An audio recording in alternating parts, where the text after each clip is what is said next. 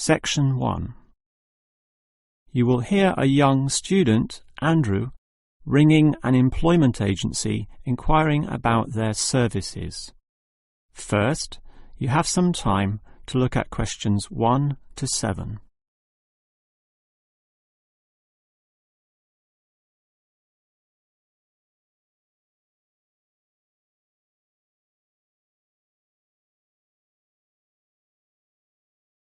You will see that there is an example that has been done for you. On this occasion only, the conversation relating to this will be played first. Hello, is this the AAA employment agency? Yes. Hi, I rang before. My name's Andrew Peterson. I rang you earlier and gave you my personal details. The student's name is Andrew Peterson, so Peterson has been written in the space. Now we shall begin. You should answer the questions as you listen, because you will not hear the recording a second time. Now listen carefully and answer questions 1 to 7. Hello, is this the AAA employment agency? Yes. Hi, I rang before. My name's Andrew Peterson. I rang you earlier and gave you my personal details. If you remember, I'm that student looking for work during the summer holidays. Oh, sure. Actually, I have your file right here. But we still need to add some further information. Yeah, that's what they told me, and that's why I'm ringing. What do you need to know? Well, we have to know your main level of education. It's a degree, I suppose. Yes, but I'm still doing it in engineering. It's quite interesting. Some of my friends are studying computing, though, so I'm interested in that also. Well, I'll just write in your main degree subject, engineering. We usually have a demand in computing, though. Have you worked with computers before? No, I just do some programming for fun at the university, but I almost got a job as a computer designer once. Actually, the only job I've ever had was as a car salesman, believe it or not. Well, at least you've had experience dealing with customers. What about hobbies, though? Sometimes they can help develop useful skills. In my free time I don't do much, mostly study. I play chess occasionally at the university chess club. That's right next to the tennis courts, but I'm not interested in that. Chess helps develop analytical skills, so I'll put that down. Of course, it's your main skills that employers want to know about. What would you say they are? Well, I'm in my 3rd year now, studying electrical machines and generating systems, but I'd say electronics is my best skill, much better than, say, my machine skills, which aren't so good, actually. OK. Machine skills are in demand, but so too are electronic ones, so we might be able to find you a part-time job in that field. But what sort of money do you expect to get? Oh, anything, really. I'd want the standard payment, let's say. What's normal? $1,000 a month? $1,500? I'll just put $1,200, OK? That's fine by me. When can you start? Say, within 2 days? Easily. Actually, less. In fact, just give me a ring and I'll be able to start immediately. Although I admit it'll take me a few days to get used to getting up early in the morning. OK, that's just about it. Unless you'd like to add anything else which may help with your application? Not really. I ride a motorbike, but that's unimportant. I'm friendly, but every applicant claims that, right? I can speak another language. Ah, that might be useful, depending on the language. Is it Chinese? A Chinese speaker would go down well. Spanish, I'm afraid. You see, I grew up with some friends who came from South America. OK, I'll write that down. But I don't think it will help that much, sorry to say. Before you hear the rest of the conversation, you have some time to look at questions 8 to 10.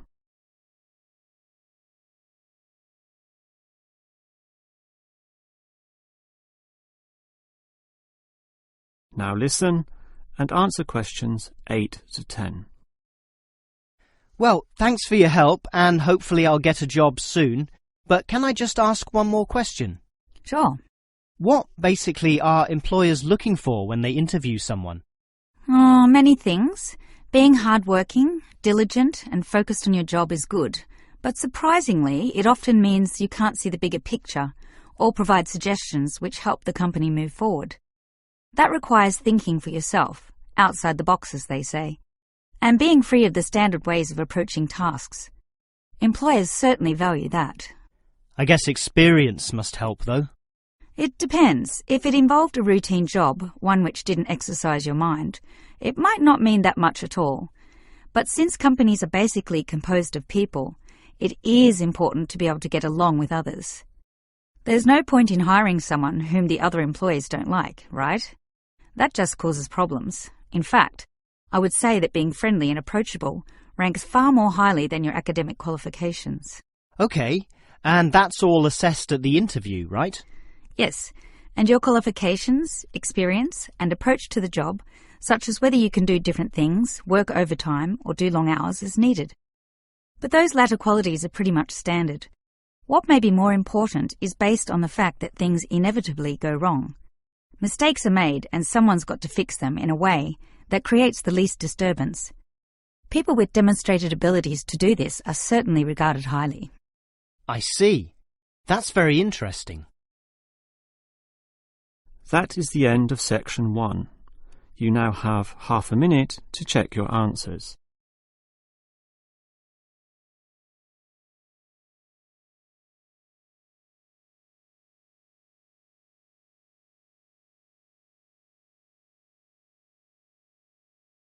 Now turn to section 2.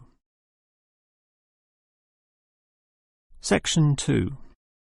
You will hear the manager of the fitness centre giving information about the centre to some new customers. First, you have some time to look at questions 11 to 15.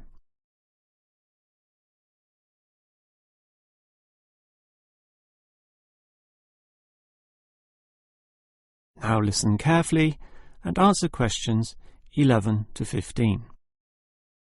Hello everyone, and welcome to the Fit for Life Health Centre, a place which, as the name suggests, is not just for short-term solutions, but rather intends to put you on a sensible and achievable footing for the rest of your life. And that's how we're different. For example, we could immediately put you on a harsh exercise program, expecting you to work out every day, but such a plan would see you quickly lose interest. That's why the initial step is a 1.5 hour consultation in which your lifestyle, current situation and long-term goals are all thoroughly analysed. Now, an important part of this consultation involves analysing what you eat. There's no point exercising here and losing weight, then putting it all back on later. You will need to show self-control and discipline in your diet, and we'll work on that. Similarly, we'll put you on an exercise regime suitable for your level of fitness. So that will involve a test where we will take you through some activities, then measure your heart rate and blood pressure to determine how fit you are. This will be monitored during every subsequent consultation, along with your exercise schedule, and that occurs monthly and not half-yearly, as with many other centres. As to our actual exercise machines and programs, you will have to decide whether it is muscle mass, stamina, or general fitness that you want to develop. Think about which of these 3 you want to target, and we'll design a specific program for you. But remember, bulging muscles aren't necessarily suitable for everyone. Sometimes it's better to think in terms of 2 simple concepts: muscle definition and stamina, or, if you are female, being fit and healthy, in both mind and body. Before you hear the rest of the talk, you have some time to look at questions 16 to 20.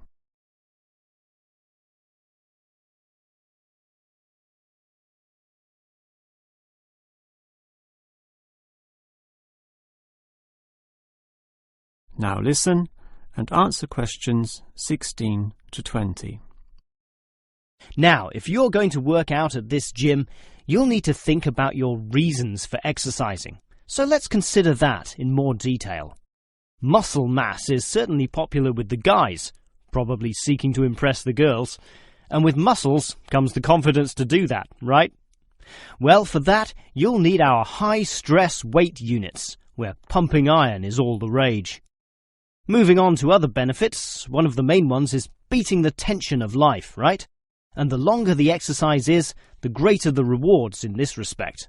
Thus, playing squash can certainly help, and so can swimming. But what's much better, as every jogger will tell you, is their activity. So we have ample jogging machines and they're always popular. They can provide good fitness too, as can the yoga classes. However, again, let's not forget playing squash, which I would say is the optimum way to improve your general well-being. Such an active, energetic game, plus the competitive element, drives you forward into high levels of health and fitness. These, of course, are the ultimate purposes of being here, but remember, the centre is full of like-minded people, all of whom are interesting to meet and valuable sources of information. The yoga classes have a pre- and post-meeting session, so you'll certainly meet others there, although they'll all be yoga enthusiasts, which limits the range somewhat. But whether doing yoga, swimming or exercising, everyone showers, right? So those facilities are where you'll hear all sorts of interesting conversations and really get to know people. Not like the front desk area, which is mostly empty as patrons go immediately inside to do their exercise. Of course, the front desk can answer all your questions and has information brochures and such like, but for knowing more about a greater variety of subjects and community concerns, look at the notice board in the yoga studio, where there's a huge array of papers, leaflets and articles, all for you to read and consider. That is the end of section 2. You now have half a minute to check your answers.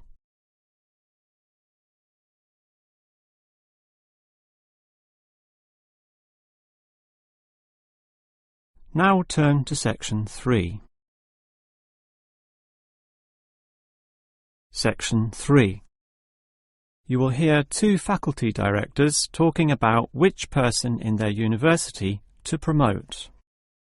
First, you have some time to look at questions 21 to 25.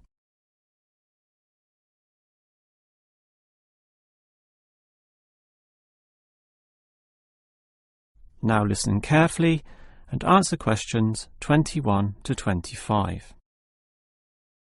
OK, we've got to decide who to promote to leading education officer. Someone from the arts faculty, I suppose. Well, it can be from any faculty, since the position requires more general skills. Handling personnel, settling disputes and motivating them to focus on the task. It was the last position which involved computer knowledge, not this one. Surely computer knowledge would help. So too would knowledge in the arts. Sure, it would help, but the key criterion is being able to direct the staff appropriately. So it doesn't matter then from which faculty we select our candidates? Not really, but I've already looked at those from computing and rejected them all. Why? They're all too new, lacking in sufficient experience, whereas these ones from the business faculty are long-timers, so we'll take someone from there. I suppose you're right. The arts faculty doesn't present much in the way of suitable candidates either. But we'll still have to train the person, teach the ropes, as they say, and he or she will have to expect to do overtime as needed. Of course, it can get so busy that if we were open on the weekend, they'd have to work then as well. Just as well we're a Monday to Friday university, right? Right. But are you sure these people will actually want the job? The salary isn't such an improvement on their current ones. I know, but there are benefits. You get overtime rates, a nice place to put your car, as well as additional petrol money if you drive for company purposes, which they'll probably be required to do. But those benefits are quite limited, especially given all the work and responsibility involved. People often don't like that. They prefer the creative freedom of less senior teaching positions. Yeah, I know. But these candidates should realise that if they do this job well, there'll be more promotions down the line. You know how everyone likes having their own office, right? Sure. Well, that would come after a few years, if they're prepared to work hard and grow with the university. Yes, that should attract these people. Before you hear the rest of the conversation, you have some time to look at questions 26 to 30.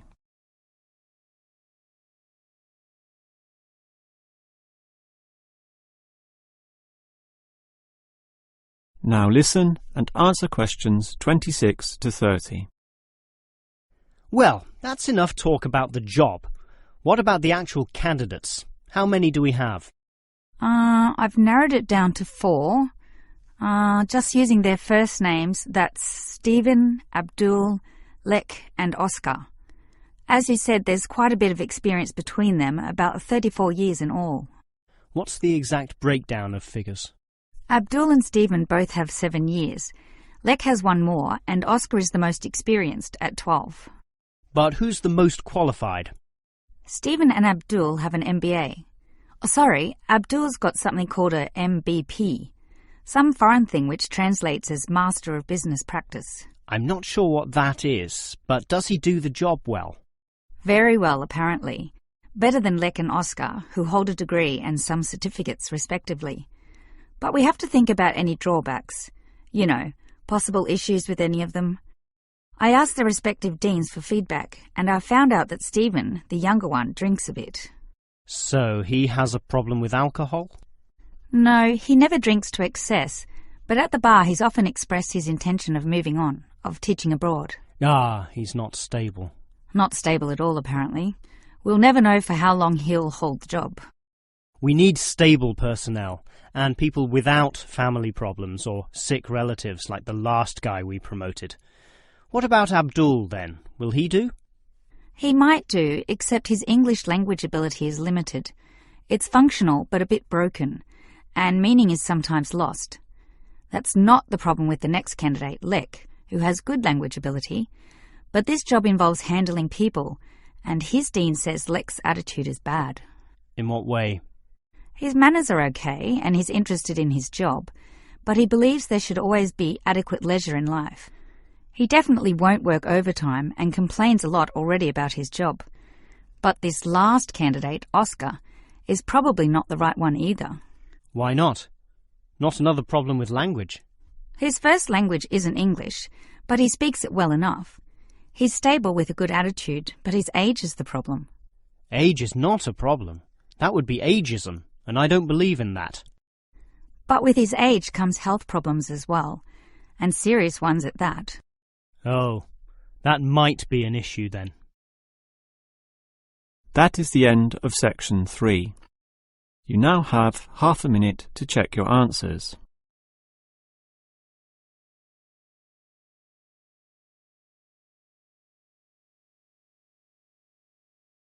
Now turn to section 4. Section 4. You will hear a lecturer talking about caves. First, you have some time to look at questions 31 to 33.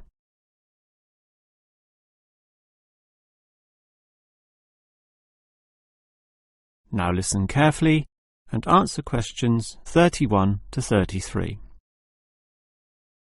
If there is one natural feature which has long fascinated man, it is caves, those natural underground spaces into which people can enter.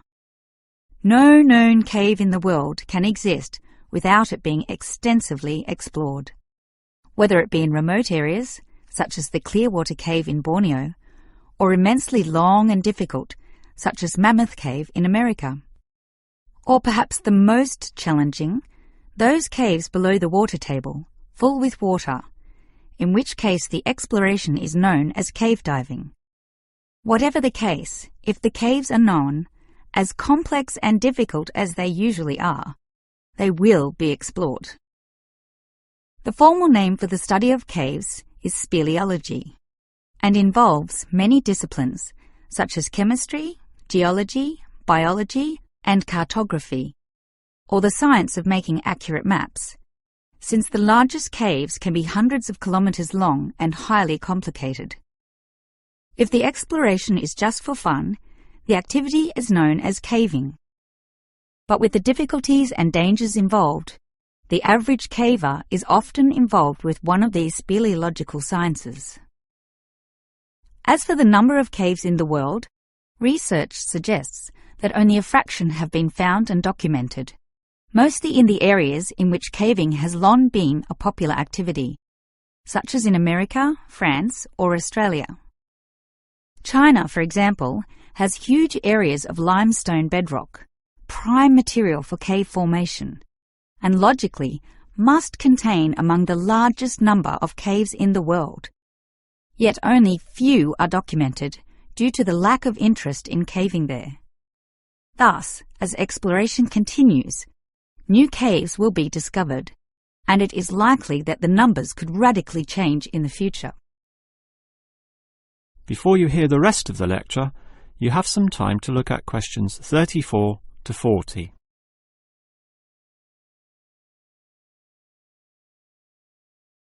Now listen and answer questions 34 to 40. With caves being such mysterious and intriguing places, the obvious question concerns how they form. The most common cause is the effect of slightly acidic water in a process called dissolution.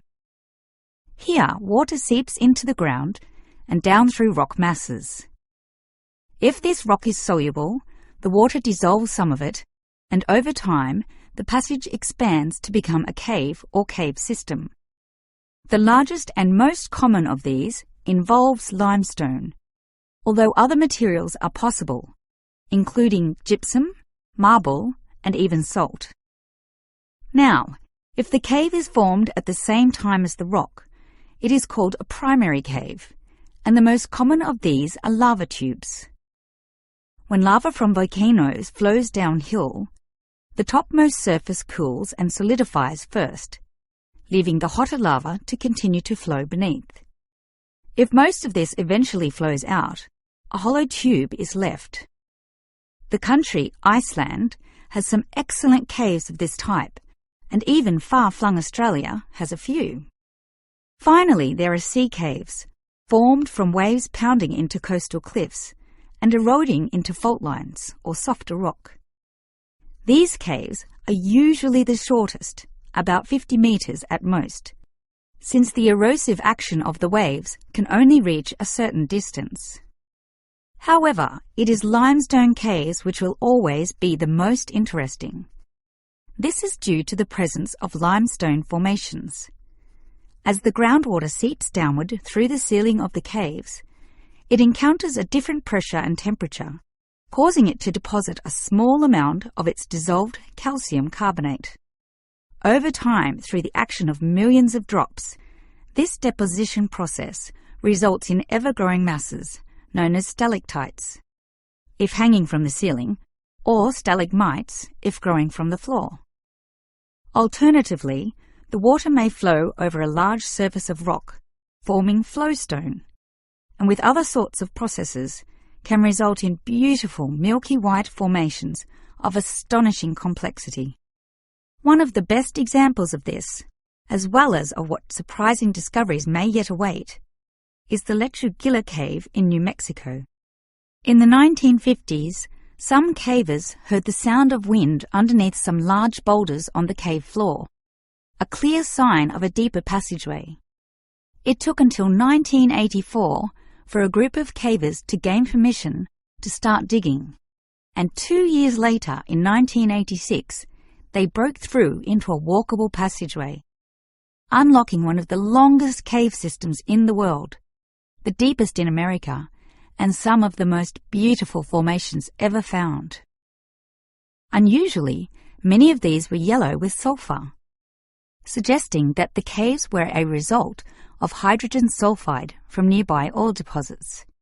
This was forced through fracture lines, combining with existing groundwater to form sulfuric acid, dissolving the limestone from the bottom up instead of the normal top-down seepage which characterizes most limestone cave formations. That is the end of section 4. You now have half a minute to check your answers.